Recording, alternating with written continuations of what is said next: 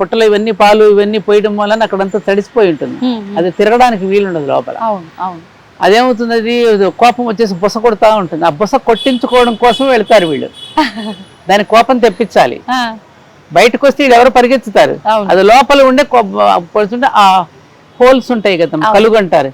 ఆ కలుగులో నుంచి ఆ శ్వాస గాలి వస్తూ ఉన్నప్పుడు దాన్ని వీళ్ళు పీలిస్తే గర్భకోశ వ్యాధులు తగ్గుతాయి. అందుకనే పల్లెటూరులో చిన్నప్పుడు మేము అందరం చూసేవాళ్ళం. పాములాళ్ళు వచ్చారంటే పిల్లలందరూ మరిగెత్తేవాళ్ళం. మధ్యలో ఉండేవాడు, ఆ బుట్టలో ఉండేది పాము. దాన్ని ఆడించి తను నాదస్వరంతో ఊదిస్తే అది ఆడిసిన తర్వాత ఏం చేసేవాడు, దాన్ని పట్టుకుని నేలకేసి కొట్టేవాడు. కొడితే అది మళ్ళీ తలపి ఆడేసేసి బుస కొట్టేది. ఆ బుస కొడితే ఆ చుట్టుపక్కల ఉన్న వాళ్ళకి ఎవరికైనా చెవిపోటు ఉన్నా దాని తోకతో చెవులో తిప్పేవారు.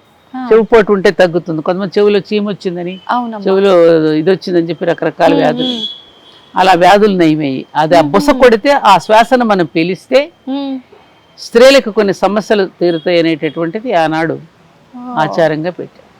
అదేం చేయదమ్మా పాము? కూరలు తీసేసి ఆడిస్తారు వాళ్ళు. వాళ్ళు మచ్చిక చేసుకుంటారు కదా, వాళ్ళు శిక్షణ ఇస్తారుగా.